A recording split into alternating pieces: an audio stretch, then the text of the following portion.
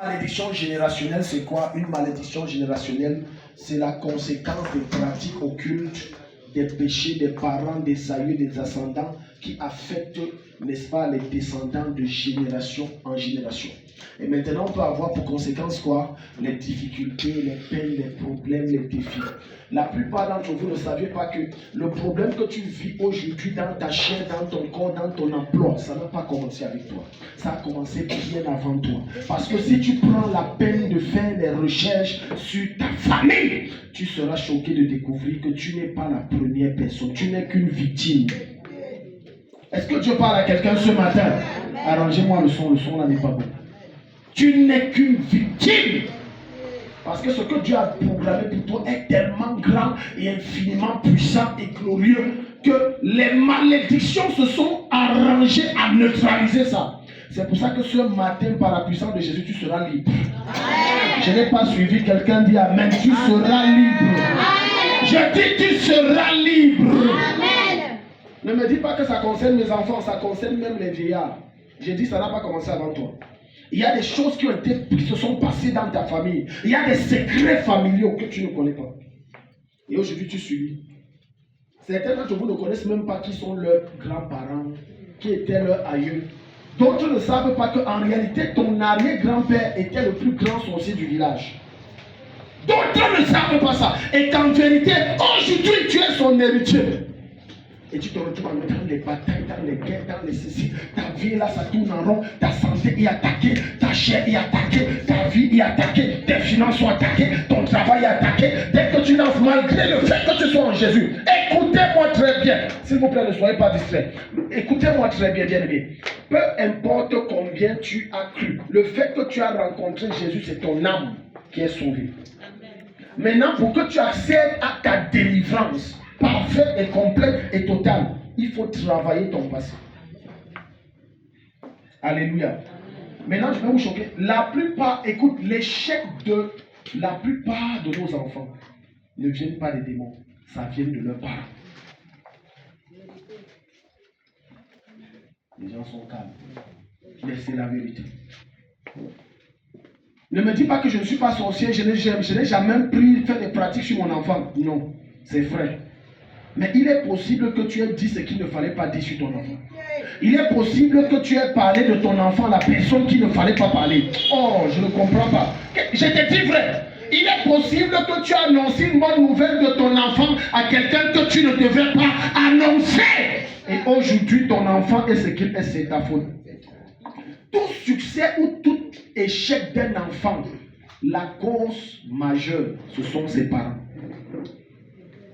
Je dis tout succès ou tout échec d'un enfant, la cause majeure, ce sont ses parents. Ne me dis pas que je ne l'ai jamais envoyé coucher les femmes.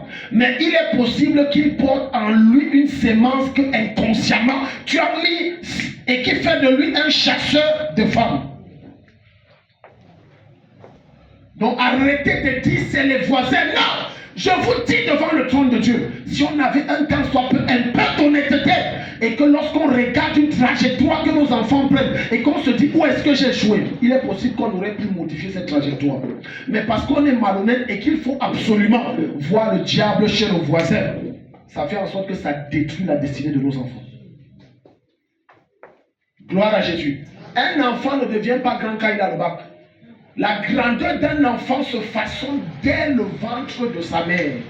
Parce que c'est ce que tu dis et tu proclames dès le sein maternel qui détermine la trajectoire que l'enfant là va prendre durant sa vie et son cursus. Parce que quand il est dans le sein maternel, alors qu'il n'est qu'une forme, une masse informe, c'est en ce moment que tu peux donner la forme de la vie qu'il doit avoir. Alléluia. Est-ce que tu sais que lorsque l'enfant est bébé, ou alors lorsque l'enfant est petit, quand tu prends du vin et tu lui donnes, c'est une prophétie que tu es en train de communiquer dans sa vie. La prophétie d'être un ivrogne. Certains d'entre nous, parents, ne savent pas qu'il y a des actes qu'on ne doit pas poser devant les enfants. Parce que l'enfant ne retient pas facilement ce que tu lui dis. Il retient plus ce que tu fais. Lamentation chapitre 5, le verset 7. Arrête d'attaquer toujours les démons. Attaque-toi d'abord à la racine. Quand tu t'attaques à la racine, les fruits seront meilleurs. Alléluia. Est-ce que Dieu parle à quelqu'un ce matin? Lamentation chapitre 5, le verset 7. Nos pères ont péché. Nos pères ont Péché. Nos pères ont Shura esikoni makata. Hier, quand je priais, j'ai une vision. Il y a quelqu'un qu'on a amené qui était fou. Et j'ai prié, bam, et Dieu l'a délivré. Amen. Amen. Et ça a touché sa famille. J'ai partagé ça hier avec mon ami. Nos pères ont péché. Et quand ils pêchent, qu'est-ce qui se passe? Ils ne sont plus. Ils ne sont plus. Et c'est nous qui Tu vois, ils sont déjà morts. Ils n'existent plus. Mais la conséquence qu'ils apportent, et c'est nous qui portons la conséquence qu'il apporte, c'est nous. C'est-à-dire les descendants qui subissent les erreurs des ascendants. Je te promets que la petite fille Kwemo, aujourd'hui dans sa tombe, peut accuser sa mère ou son père que c'est vous qui m'avez tué. Ce n'est pas tout ce que l'enfant veut qu'on donne. Parce que ce que le vieillard voit étant assis, le jeune homme étant debout ne voit pas. J'ai le visage, j'ai le visage, j'ai le visage, j'ai le visage, j'ai le visage. Ah ma fille a le visage, oh, venez, on fait quoi? Maintenant on est en train de fêter ses obsèques, avant ses obsèques. Regarde les erreurs que des parents font. Nos parents ont péché. Ils ne sont plus. Maintenant, c'est nous qui en subissons les conséquences. Ils ne sont plus. Ils ne sont plus là. Et c'est nous qui subissons les conséquences. Des parents qui prennent leurs enfants, les vendent dans la sorcellerie. J'ai dit, son sang de son sang. Ils vendent. Souvent, je suis choqué. Quand tu arrives dans la vie d'un sorcier, tu ne vois même pas la voiture qu'il garde, la maison qu'il a construite. Tu ne vois même pas ce qu'il possède jusqu'à tu peux l'envier. Mais viens voir le mal qu'il fait. Tout sorcier de ta famille qui est à l'origine de ce que tu es, je décrète qu'il tombe des meurs. Je décrète qu'il tombe des meurs. Je dis entre, il ne ressemble à rien. Malédiction parentale. Plusieurs parents ne savent pas ce qui veut dire autorité parentale. Je ne veux pas m'attarder sur la définition juridique d'autorité parentale. Parce que autorité parentale, du point de vue juridique, de plus en plus, au fur et à mesure que le temps passe, ça perd sa valeur selon le principe de Dieu.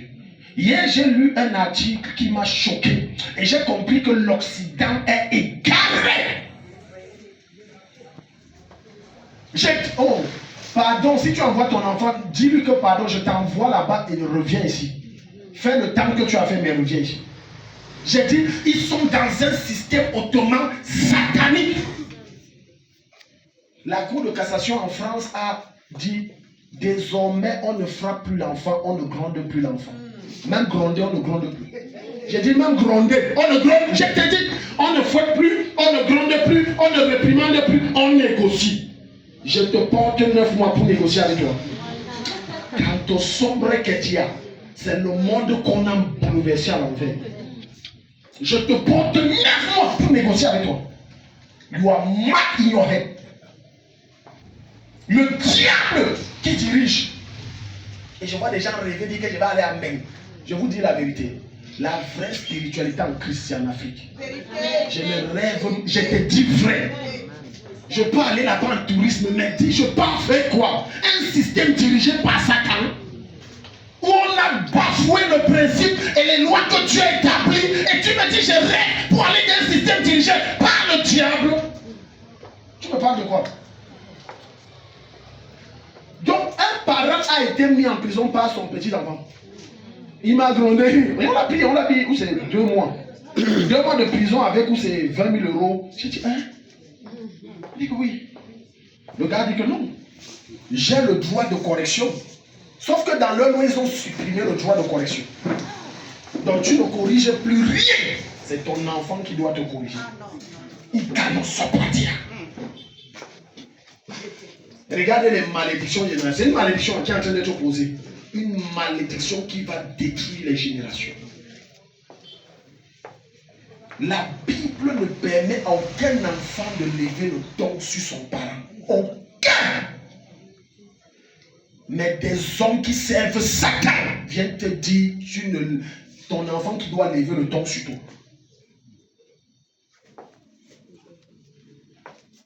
Regardez, il y a des choses que, parents, quand tu laisses ton enfant faire sans le réprimander, sans le corriger, toi-même tu viens d'activer la malédiction qui vient de Dieu sur lui-même. Je t'explique. Quand ton enfant dit, ah, fous-moi le camp, et tu laisses ça, Dieu va prendre ça. Ça devient son problème. Tu dois le récupérer, le corriger copieusement pour apaiser la colère de Dieu. Si tu ne fais pas ça, Dieu achète ce problème.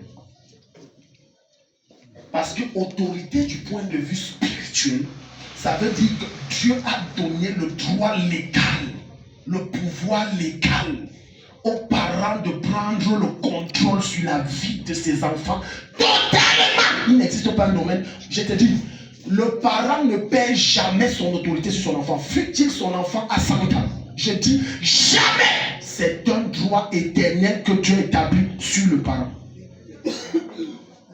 Je dis jamais. Parce que la Bible va te dire qu'un vieillard qu'on appelle Ésaü ou Ésaü, vieux, plus de 60 ans, vient dire, Seigneur, mon père bénis-moi. Mais tu es à 60 ans, tu es même marié, tu es dans la maison. Mais pourquoi tu viens me dire de me bénir? Parce que l'autorité là, elle est éternelle. Amen. Amen. Je vois des enfants dire que non, je suis là gratuit, ne me parle plus. Elle va te parler comme ça. C'est ton parent. Et quand elle te parle, peu importe ton âge, tais-toi, tais-toi, tais-toi, tais-toi, tais-toi. Quand je vais enseigner comme ça, on va dire, oh les Africains, c'est bien, laissez-nous comme ça. Amen. Nous on est dans la voie de Dieu, laissez-nous comme ça, les Africains, laissez-nous. Tu entres dans les familles, regarde les malédictions. Quelqu'un va jusqu'à indexer son parent. Tu blagues avec moi. J'ai dit qu'il se tait. Dieu ne peut pas se taire. Et après, on va venir déranger les pasteurs que je ne comprends pas, la vie de mon enfant est bloquée. Lié à la vie de certains de vos enfants qui sont bloqués, c'est le mépris qu'ils ont manifesté à votre égard. Dieu a dit, je vais rendre ta vie amère. Alléluia. Amen. Parce qu'il y a la responsabilité des parents. Et il y a la responsabilité des parents aussi. J'ai dit deux choses différentes. Il y a la responsabilité des parents et il y a la responsabilité des parents. Un parent qui aime son enfant doit apaiser la colère de Dieu. Quand son enfant fait des bêtises, et la meilleure façon d'apaiser la colère de Dieu, c'est de le corriger copieusement. Ça apaise le cœur de Dieu. Mais quand il fait ses bêtises et tu réagis comme Élie, ah, le Seigneur n'aime pas ça. Le Seigneur n'aime pas ça. Dieu dit, ah, ok. D'où viens-tu, Élie? Toi, mon serviteur, que tu apprécies tes enfants plus que moi. Je t'interpelle sur leur caractère. Et toi, tu prends la... Ok. Ils vont mourir l'année-ci. Je les tue. Moi-même, je vais les tuer. Et ils sont morts. La faute n'est pas Dieu. La faute n'est pas Satan. La faute, c'est Élie, leur père. Si quand Dieu prêchait à Élie en disant réprimande-les, parce qu'ils dépassent déjà les bornes, et que Élie les mettait sous discipline en public. Il y a des humiliations publiques que si tu fais à ton enfant, c'est pour son bien. Vérité. Vérité. Je dis public, public. Laisse des choses que tu dis que tu vas gérer derrière. Ça ne va pas marcher.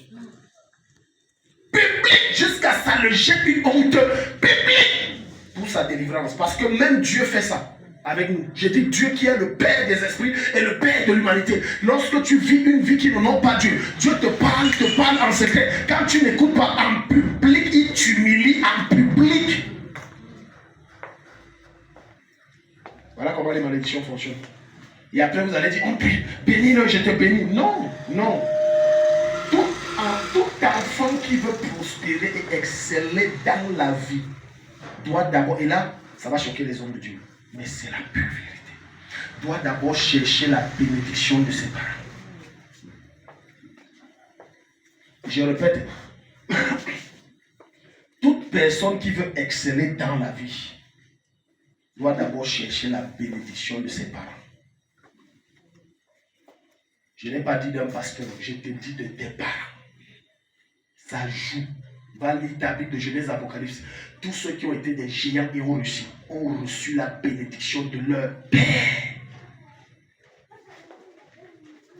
Abraham, avant de quitter Charan, il a eu la bénédiction de son père.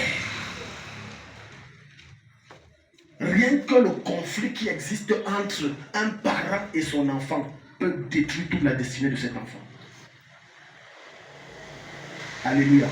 À moins que dans cette histoire, le parent ait tort et que c'est pour la cause de Dieu. C'est la seule chose qui peut te disculper. Mais quand tu es un parent et que tu as de la colère ou du mécontentement à l'égard de ton enfant dans le cœur, même si tu ne l'exprimes pas et que ton cœur n'est pas content, tu viens de condamner ce dernier à aller d'errance en errance, de douleur en douleur et de souffrance en souffrance. Et en même temps, tu vas dire que mais je ne comprends pas pourquoi l'enfant si. Et tu ne comprends pas quoi? Examine ton cœur. Il y a quelque chose que ton enfant a fait qui t'a irrité. Et le monde spirituel tient compte de ça. Parce que tu es l'autorité spirituelle légale que le ciel reconnaît.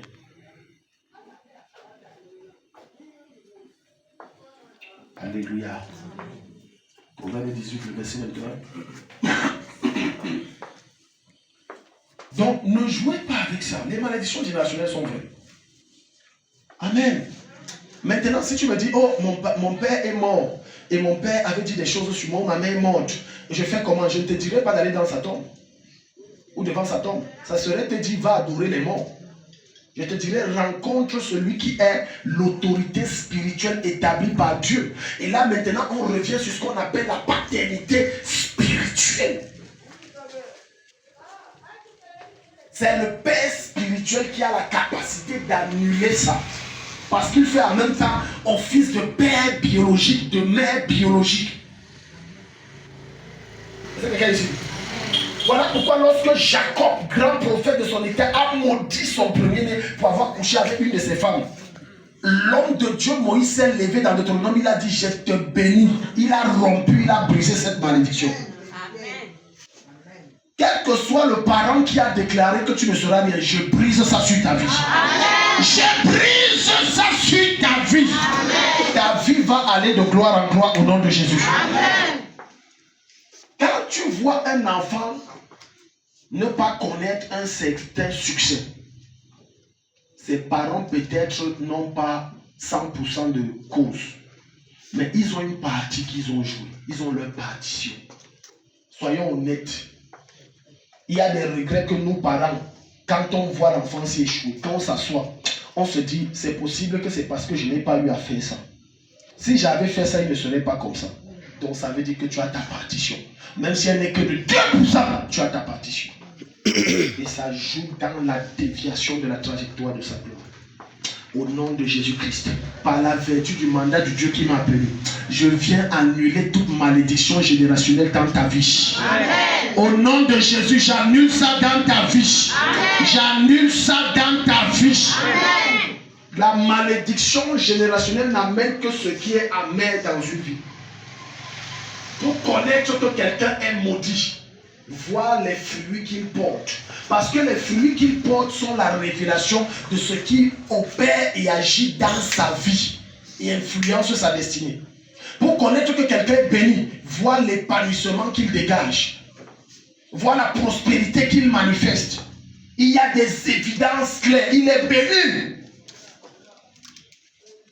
Tu n'as pas besoin de passer devant un manguier et de dire que le manguier, s'il a des jolis fruits. Tu le dis, il a des jolis fruits parce que tu as vu les fruits. Et elles sont jolies, elles sont attrayantes. Et quand tu les goûtes, elles sont agréables. Alléluia. La vie que tu mènes est à l'image de ce qui pèse en toi. La vie que tu mènes, c'est à l'image de ce qui pèse en toi. Si c'est la bénédiction, tu verras que tu ne seras pas toujours en train de réfléchir sur des choses basiques. Si c'est la malédiction, tu verras que tu es toujours stressé, toujours en train de réfléchir. La paix est partie, la joie est partie. Tu es toujours en colère. C'est parce que tu croupis sous le joug d'une malédiction. Quand la bénédiction de Dieu descend, tu es naturellement heureux. Et tout marche de façon aisée dans ta vie. À partir de ce matin, tout commence à fonctionner comme Dieu veut. Amen. Tes projets deviennent évidents au nom de Jésus. Amen. Tes plans se manifestent au nom de Jésus. Amen. Proverbe 18, verset 21. La mort et la vie, sont au pouvoir de la langue. Quiconque l'aime en mangera les fruits. Chaque fois qu'un parent dit vaut rien, c'est une prophétie qu'il est en train de proclamer. C'est une odeur qu'il est en train de relâcher. Peu importe combien ton enfant t'énerve, ne le maudis plus. Parce que maudit veut dire injurier, insulter. Donc à chaque fois que tu insultes ou tu injures, tu es en train de maudire. Quand tu dis regarde-moi comment il est bête, tu es en train de dire qu'il ne sera pas quelqu'un de très intelligent. Parce que ce qui sort de ta bouche, c'est la vie ou c'est la mort. Arrêtez de dire que pourquoi est-ce que la vie de mes enfants sont comme ça. Non. Commence plutôt à révoquer ce que tu as dit il y a 20 ans. Avant que certains d'entre vous ne reçoivent cet enseignement, il y a 15 ans, il y a 20 ans, tu passais le temps quasiment chaque mois, sinon chaque semaine, à insulter tes enfants.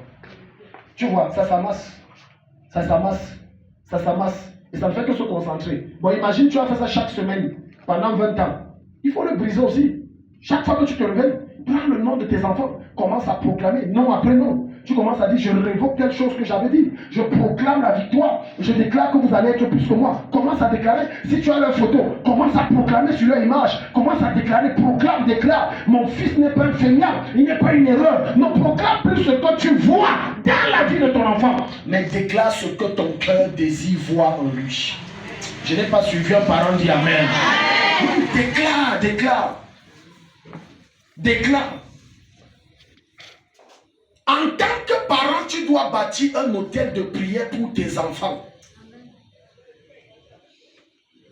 Ça veut dire que j'ai par mois 1 à 2 jours de jeûne que pour mes enfants. Je me tiens devant Dieu, je crie à Dieu. Je me retire de tout, je crie à Dieu pour mes enfants. Et certains parents veulent prendre la charge et la responsabilité spirituelle qui leur revient et mettre ça sur le pasteur. C'est le pasteur qui doit faire. Non. Faites pour vous et quand vous venez voir l'homme de Dieu, dites tu es libre, il facilite donc. Les choses vont plus rapidement. Vous devez avoir un hôtel.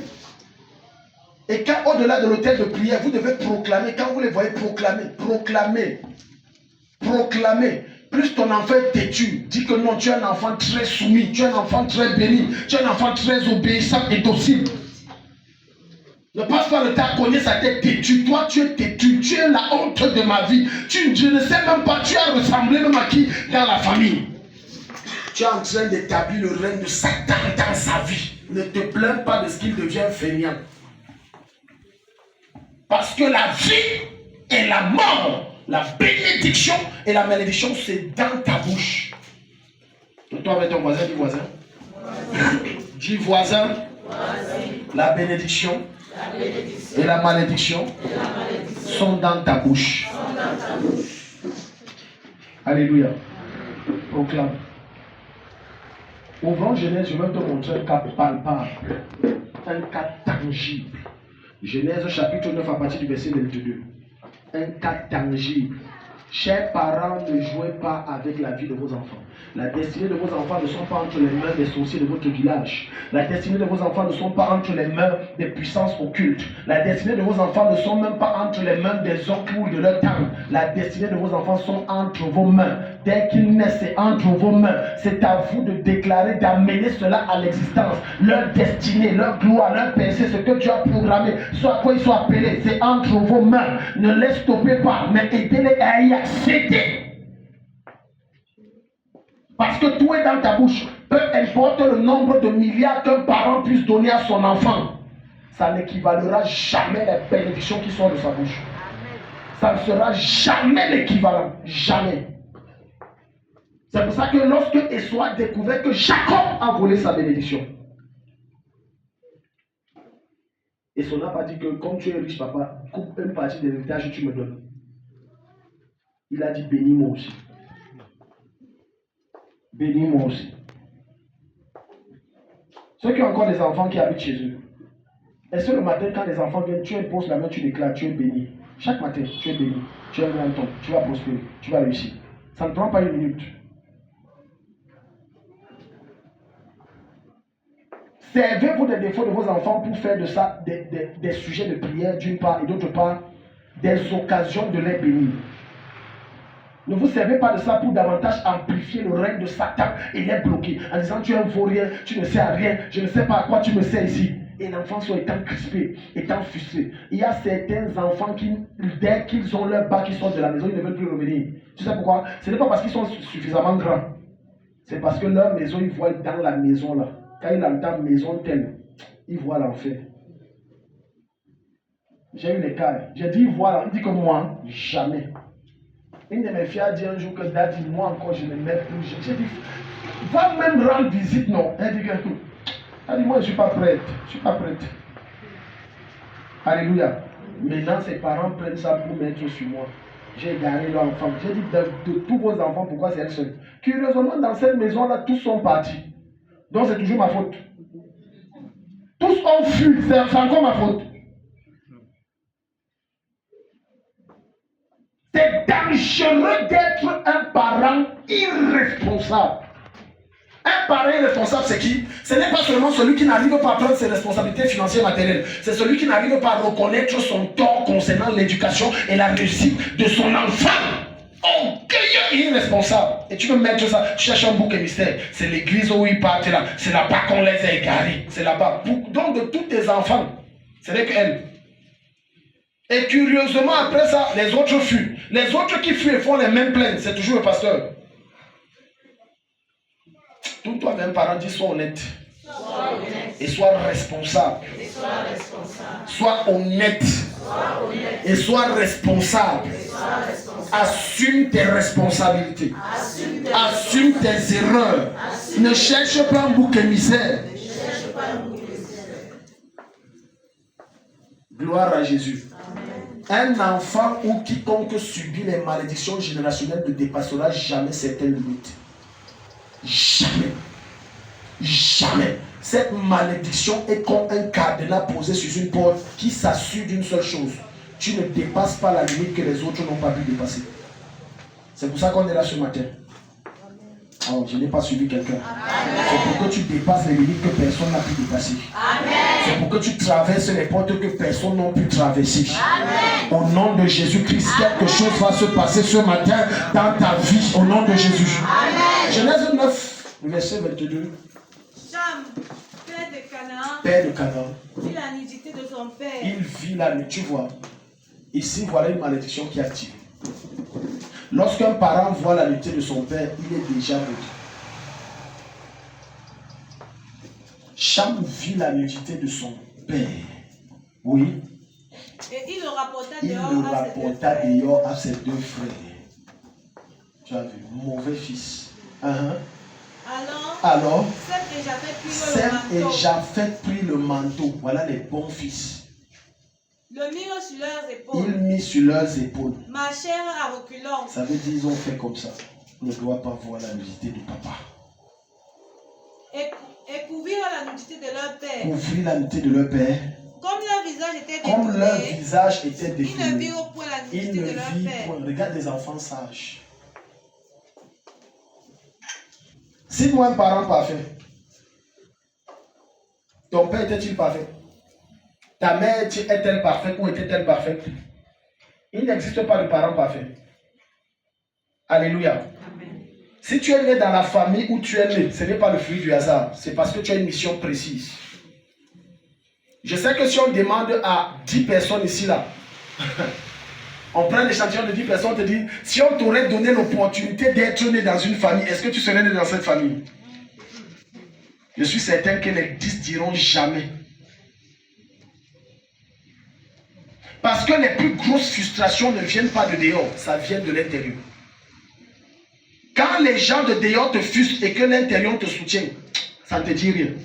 Mais quand ceux vers qui ton cœur est tourné, que tu dis que c'est ma famille, et que c'est cette famille qui t'écrase, tu perds tout espoir.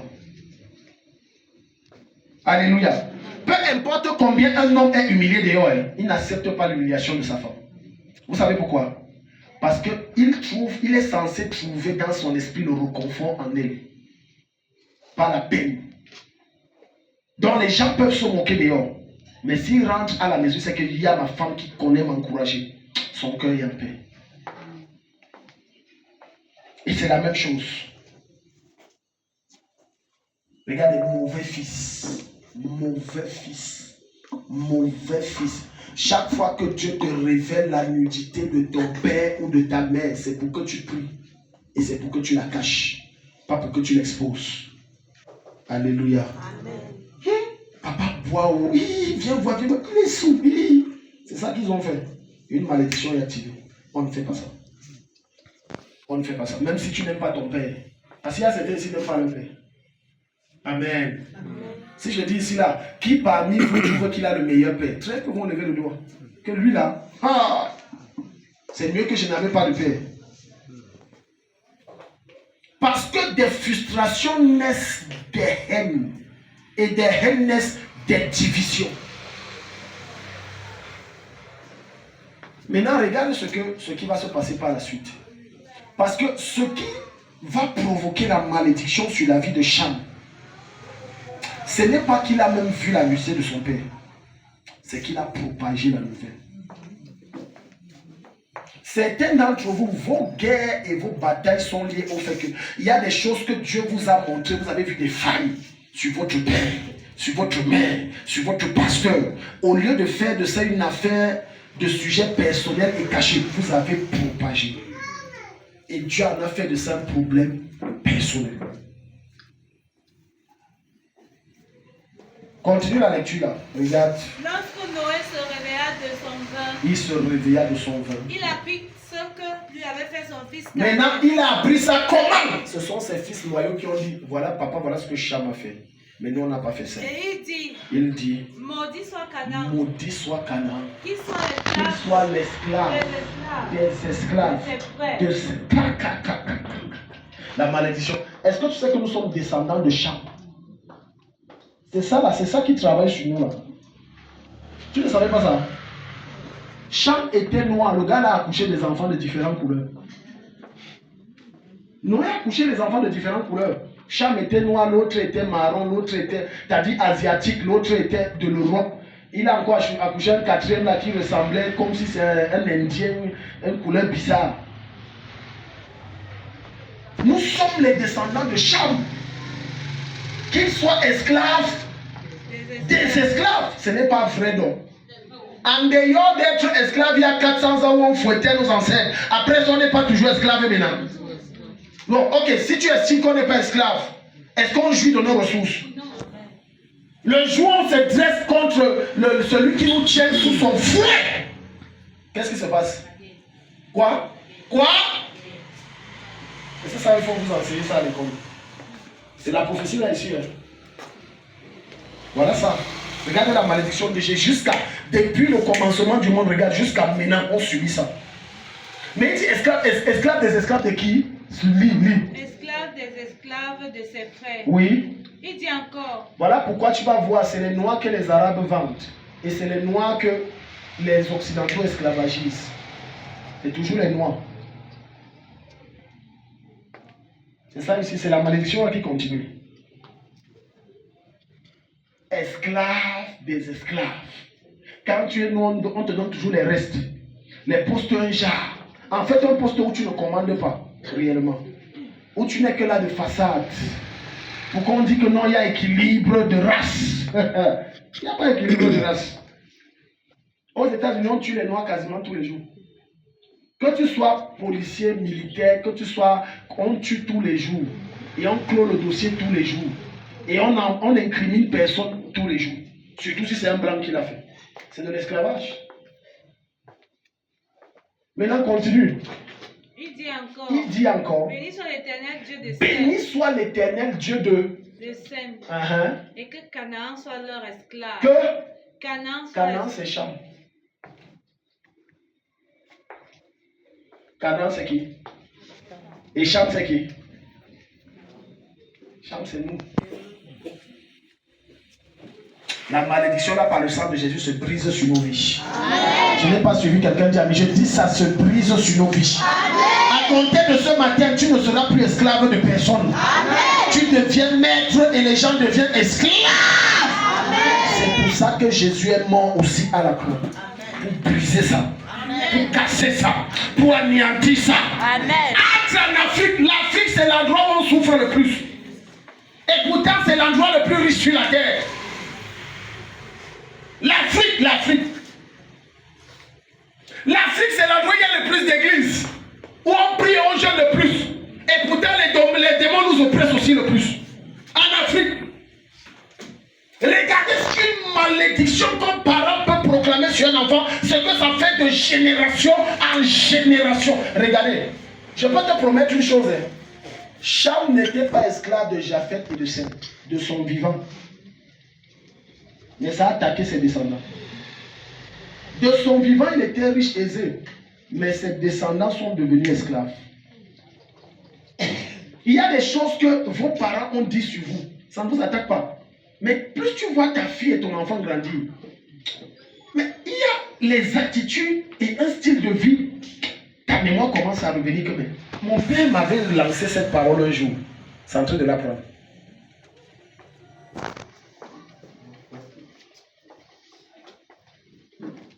Alléluia. Amen. Tant qu'il n'y a pas de bénédiction, parce que le remède de la malédiction, c'est la bénédiction. Tant qu'il n'y a pas de bénédiction, tes efforts seront vains. Je dis, tant qu'il n'y a pas de bénédiction, travaille comme le beurre, comme le bœuf, nuit et jour, tu seras quand même misérable et pauvre. La preuve, certains d'entre vous se lèvent à 4 heures et ils se couchent à 23 heures. Et avec tout ça, ils ont un pain de misère. Ils n'arrivent pas à joindre les deux bouts. Travaille comme, tu vois, aujourd'hui la mère, elle a fait les croquettes, ça n'a pas donné. Les caramels, ça n'a pas donné. Le mandawa, ça ne donne pas. Maintenant, elle est dans le maïs, ça ne donne toujours pas. Maintenant, le maire vient même dire, elle vient même et dit que je vais être bambé à la gare. Même ça, on ne l'apprend pas.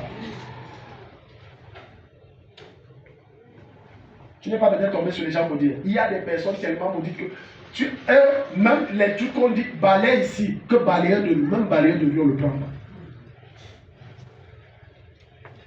Il tente de voler, on l'arrête. Que même voler, que je crée mon emploi, que je devienne voleur. Même Satan ne l'emploie pas. Alléluia. Tant que tu n'es pas béni, tu vas souffrir. Dis à ton voisin, tant que la bénédiction n'est pas sur ta vie, tu vas souffrir. Tant que la bénédiction n'est pas sur ta vie, tu vas souffrir. Ça, je vous le dis vrai. Personne ne peut devenir quoi que ce soit sur cette terre sans que Dieu ne bénisse. C'est la bénédiction que Dieu te donne qui te ferait des portes et t'ouvre des chemins. Sans ça, c'est impossible d'être prospère. Sans la bénédiction, c'est impossible. Peu importe combien tu pourras me dire que tu es tellement intelligent, tu as les diplômes. Bon, la preuve, vous savez pourquoi les gens n'arrivent pas à avoir l'emploi, un emploi stable? Ce n'est pas parce qu'ils n'ont pas un bon CV, c'est parce qu'ils ne sont pas bénis. Et quand je te parle de malédiction, je ne te parle pas du matériel, je parle des paroles qui viennent du trône de Dieu au travers de nous et qui dit, je te bénis. Alléluia. Amen. Ce matin, je te bénis. Amen. Ce matin, je te bénis. Amen. Ce matin, je te bénis. Amen. Quelle que soit la malédiction qui pèse et te rend misérable, esclave, je te bénis. Amen. Je décrète que tout ce qui a été dit contre toi, c'est révoqué et anéanti. Amen. Je te bénis. Amen. Au nom de Jésus-Christ. Amen. Je vais te montrer quelque chose. Regardez. L'esclavage se manifeste, ou alors la malédiction se manifeste sous plusieurs formes dans la vie de quelqu'un. Lorsque tu vas de commerce en commerce, il y a une malédiction sur ta vie. Lorsque tu lances un projet et ça ne donne pas, il y a une malédiction sur ta vie. Tu auras beau dire que non, ce n'est pas, je te dis qu'il y a une malédiction. Parce que Adam était dans le jardin d'Éden. Adam manquait de quoi? Il souffrait de quoi? Est-ce que tu sais que même la maladie, Adam n'avait pas? La maladie est une malédiction. Dans le plan parfait de Dieu, on ne doit pas tomber malade. Les êtres humains disent que la maladie est normale. Dans le royaume où je viens, la maladie n'a rien de normal. Parce que quand Dieu crée Adam, il le met dans le jardin, il avait le sang de Dieu, il était malade à rien. Jusqu'à j'entends certains dire c'est notre maladie dans notre famille. N'accepte pas que ceux qui oppressent les autres t'oppressent. Je t'ai déjà dit ça. N'accepte pas, n'accepte pas. Même si c'est ton mari, n'accepte pas que ce qui dérange ton mari te dérange. N'accepte pas. Sois différent. Impose-toi et possède ce que Dieu t'a donné. Amen. Alléluia. Amen. Regarde maintenant. Genèse 27, verset 4. Genèse 27, verset 4. Je vais te montrer avant qu'on ne prie. Alléluia. Vraiment, Seigneur, pourquoi ça ne donne pas? Parce que tu as besoin simplement d'être béni. Je te dis vrai, c'est tout. Je vois souvent certaines. Regardez, quand quelqu'un vient voir l'homme de Dieu et dit je veux une aide matérielle, il est impossible que l'homme de Dieu te donne l'aide matérielle. Maman, priez ça, il te donne l'aide matérielle. Amen. Et après, tu dis priez pour moi. Ça ne peut pas marcher. Tu sais pourquoi? Parce que ce qu'il vient de te donner annule la grâce qui pouvait déclencher autre chose. Au lieu de venir vers lui dire que papa, je veux que tu me bénisses parce que mes affaires ne marchent pas. Tu vas dire que ouais, papa, même si tu as 200 000, donne-moi. Les 200 000 qu'il te donne, c'est la limite que toi tu viens d'imposer à son onction d'opérer. Mais par contre, si tu venais dire ouais, papa, prie pour moi parce qu'il faut. Maintenant, l'onction va étendre au-delà de 200 000. Un jour, un des fils de Papa Johnson Suleiman arrive. Il est dans une misère terrible. Ses affaires chutent à terre. Il arrive et il voit l'homme de Dieu et dit ouais, papa, ça ne va pas. Vraiment, j'ai besoin que vous faites quelque chose. Il a dit ok, tu as besoin de combien? Je te fais un chèque. Il a dit jamais. Je ne veux pas lâcher le chèque. Dis une parole sur mes affaires. Dis je ne veux pas de chèque. Je ne dis pas que c'est Papa Johnson Suleiman qui a dit ça. C'est son fils qui a témoigné. Il a dit, ok, tu veux quoi papa? Je veux que mes affaires s'extendent. Ok, au nom de Jésus, j'ordonne que les portes s'ouvrent, que ça s'extende, que tu deviennes tellement riche que tu voyages partout dans les nations. Amen. Ça n'a pas fait 6 mois, ça vient décoller. Je crois que quelqu'un devait dire Amen. Amen. Ce matin, pendant que je vais déclarer dans ta vie va décoller. Amen. Les voies qui étaient fermées vont s'ouvrir. Les chemins vont se frayer de force. Amen. La faveur de Dieu va toquer à ta porte. Amen. Au nom de Jésus. Amen. Acclame le Seigneur. Mets-toi debout. Mets-toi debout.